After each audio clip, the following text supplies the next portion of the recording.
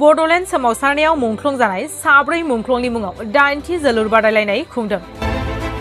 दिनै 1 अक्ट'बर झारखन्डआ धुमकेतु हानजानि बानजायनायाव 8थि मुंख्लं जोलुर बादायलायनाया दिनैनिफ्राय जागायबाय। दिनैनि गिबि जोलुर बादायलायनायाव बाहागो लायो कुनिफारा जोलुर हानजा आरो बागदबा जोलुर हानजानि गेजेराव जानानै थाङो। तामुलपुर जिल्ला गरेसननि बेन्दोंआव थानाय झारखन्डा गामिनि गेलेग्रा फोथाराव दिनै बड'लेण्ड सोमावसारनाय जिउ खोमानांनाय झारखन्डा गामिनि साब्रै मुंख्लं जुतिन बसुमतारी, किरण दैमारी, कस्त दैमारी आरो अमृत बसुमतारी बिथांमोननि मुङाव झारखन्डा धुमकेतु हानजाया जोलुर बादायलायनाय हाबाफारि लादों। मख'नो गोनांदि बड'लेण्ड सोमावसारनायाव मुंख्लं जानाय साब्रै सुबुंनि मुङाव 8थि जोलुर बादायलायनायनि सेथि बान्थाखौ बावहरदों नोगोद 30,000 रांखौ बिटिआर हालामनि 30 नं गरेसर बियामनि एमसिएलए पबित्र कुमार बर' बिथाङा। बे जोलुर बादायलायनायाव बेखेवगिरि महरै बाहागो लायो गरेसर ब्लक लाइमोन गांखं इउपिपिएलनि आफादगिरि कदान्द बर' बिथाङा बाहागो लानानै गिबि जोलुर बादायलायनायाव बेखेवनानै होयो। बे हाबाफारियाव बाहागो लायो गरेसर ब्लक इउपिपिएलनि गाहाय नेहाथारि पबित्र बसुमतारी, गरेसर गुदि बर' थुनलाइ आफादनि आफादगिरि सन्दिचरन बसुमतारी, तामुलपुर जिल्लानि एबसुनि रां लाथुमगिरि फुकन बर' बिथांमोनजों लोगोसे झारखन्डा ओनसोलनि मेलेमजिबि समाज सिबियारि बिथांमोना बाहागो लायो।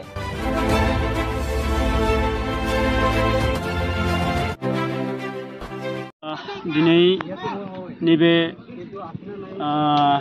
धुमकेतु बानजायनायाव 8थि जि फुटबल खेला बादायलायनाय बेयाव मानगोनां गरेसर समष्टिनि एमसिएलए बिथाङा बाहागो लाफैनो गोनांमोन बे बेखेवनाय हाबाफारिखौ, नाथाय बिथाङा बेखे हाबाफारिनि थाखाय बाहागो लाफैनो हायैयाव बिथाङा आंखौ थिनहरनाय लेखा आङो बेयाव हाबाफारिखौ फैनानै बेखेवफैबाय।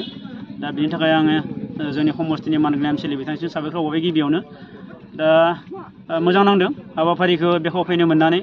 गोबां रायजो राजाफोरनि लोब लोब बाहागो लाफैनायाव दिनैनि खेलाया जोबोद मोजाङै दिनै जाफुंसार जादों। जेन'क आं बेखौनो खावलायगोन जिहेतु जोंनि फैबाय थानाय जि गेलेगिरिफोर बे गेलेगिरिफोरा गावनि नाजानायनि गेजेरजों जाहाथे मोजाङै बाहागो लानानै भारतबर्ष बा रायजोआव गावनि गेलेथिनि जि रोंगौथि बेखौ दिन्थिनानै जाहाथे गावनि जिउखौ गायसननो हायो आं बेखौनो आह्वान खालामगोन। आरो लोगोसे जिहेतु दा आथिखाल जि बिटिसि सरकार प्रमद बर' दैदेननायनि जि सरकार आरो रायजो सरकारनि नाजानायाव गोबां खेला बिथिङाव खामानि मावगासिनो दङ।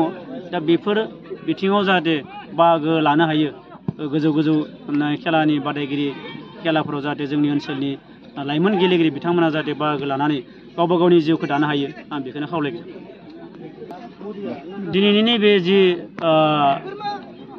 एबसुनि सोमावसारनायाव मुंख्लं जानाय साब्रै सुबुं किरण दैमारी आरो अमृत स्वर्गियारी बसुमतारी, अमृत बसुमतारी आरो कस्त दैमारी लोगोसे जुतिन बसुमतारी बे साब्रैनि मुङाव नैबे खेलाया बादायलायनाय जादों। आरो बे खेला बादायलायनायनि जि सेथि बान्थाखौ जोंनि गरेसर समष्टिनि मानगोनां एमसिएलए पबित्र कुमार बिथाङा बावहरदों बान्था महरै। दा बेखौ जों साबायखर होनांगोन आरो बिथाङा जथेस्थ' समष्टियाव माखासे हाबाफारिफोराव बिथाङा बेबायदि जोंनि उथिफिनाय जि गेलेगिरि बिथांमोननिसिम जिखिनि मोनसे बिथाङा बान्था बावहरदों बेयो जोंनि थाखाय मोजां बाथ्रा। आरो बिथाङा मोनफ्रोमबो हाबाफारिफ्रावनो जोङो बेबायदि बान्था बावहरनायखौ जों नुनो मोन्दों। आरो नैबे ओनसोलाव बावैसो जानो गोनां जि नलेज सेन्टार माने क्लाबजों लोगोसे नलेज सेन्टार न'खौबो बिथाङा बावैसोनि उनाव लुफुंनायनि बाथ्राखौ बिथाङा दिनै बेवहाय बुंहरदों। दा साननैसोनि उनावनो बिथाङा फैनानै बे नलेज सेन्टारजों लोगोसे जि बे ओनसोलनि गेलेगिरिफोरनि थाखाय जि क्लाब न' बेखौ बिथाङा लुफुंनायनि बाथ्राखौ फोरमायहरदों। दिनै जोंहा फैयै साब्रै 8थि एनुवेल फुटबल कम्पिटिसन जोलुर बादायलायनाय हाबाफारि साब्रै मुंख्लंनि मुङाव मुंख्लं जुतिन बसुमतारी, मुंख्लं किरण दैमारी, मुंख्लं कस्त दैमारी आरो मुंख्लं अमृत बसुमतारी बिथांनि मुङाव दिनै जोङो 8थि एनुवेल फुटबल कम्पिटिसन बादायगासिनो दङ।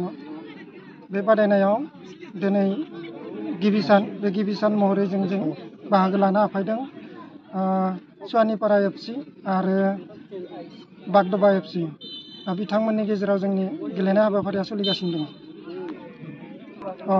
दिनैनि बे गिबि हाबाफारियाव जोंनिनो गरेस्वर कृष्ण गरेस्वर परिषद MCLA बिथां पबित्र कुमार बर' बिथाङा फैनो गोनांमोन, बिखेख असुबिदानि कारणे बिथाङा फैनो हायासै आरो बिनि लेखायै मानगोनां सदानन्द बर' गरेस्वर ब्लक UPPLनि इउथ उइंसनि आफादगिरि बिथाङा नुजाथि फैनो हादों आरो बिथाङानो दिनै जोंनि बे गिबिसिन गेलेनाय बादायलायनायखौ बेखेवनो हादों। दा बर्तमान जोङो 16टा बे 16टा हानजाया बाहागो लागोन।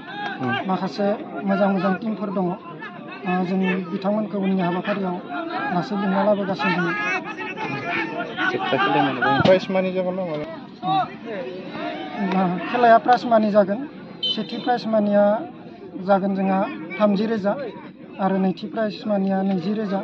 बेजों लोगोसे दङ फार्स्ट प्लेयार बियो 1,000 आरो फार्स्ट किपार बियो 7,000। खेलाखौ जोङो 15 साननि गेजेरावनो फोजोबनायनि थांखि लादों। फैगौ 15 तारिखआव जों फाइनालखौ होगोन होननानै जों सानना लादों। फैगौ 15 तारिखआव जोङो नैबे जोबथा बादायलायनाय हाबाफारिखौ जों जाफुंहोगोन बा मावफुंगोन। बेथ' जोबोद मोजां, मानो होनब्ला 8 बोसोर खुंबोनायनि जोङो एक्सपिरियेन्स हिसाबै जों रायजो राजाफोरखौ जोङो बहुत साबायखर होनांगोन, थोजासे साबायखर होनांगोन। मानो होनोब्ला बिथांमोना खोब मोनसे डिसिप्लिन एबा आदर्श लानानै बिथांमोना जोंनि नैबे खेलायाव बाहागो लाफायो आरो जेबो हाय गाजिया जेबो नांलाय खमलाय खालामफैया लागासिनो जोंनि किसुमान रुल एन्ड रेगुलेसनखौ मानिनानै सामलाय आफादनि खोथा बाथ्राखौ मानिनानै बिथांमोना जोंनि नैबे हाबाफारियाव बाहागो लाफायो। बिनिखायनो आं जोंनि नैबे रायजो राजा बिथांमोनखौ आंनि आफादनि जानानै साबायखर बावहरनाय थायो आरो थाबावो जे जोंनि दिनैनि नैबे खेला जिथुनिखि जागायनाय आरो उननि हाबाफारिफोराव रायजो राजाया लैहोर लैहोर फैनानै जाहाथे जोंनि हाबाफारिखौ मावफुंनायाव जाफुंसार होयो, बिनि थाखाय गासै रायजो राजाखौ जोंनि बाहागोआव लाफैनो थाखाय खावलायहरनाय थाबाय। खेलाया मा जायो? खेलाया जोंनि रामपुर जारकना गेलेग्रा फोथाराव, बेवहाय जोंनि जारकना धुमकेतु क्लाबनि दैदेननायावनो सोलिगासिनो दं।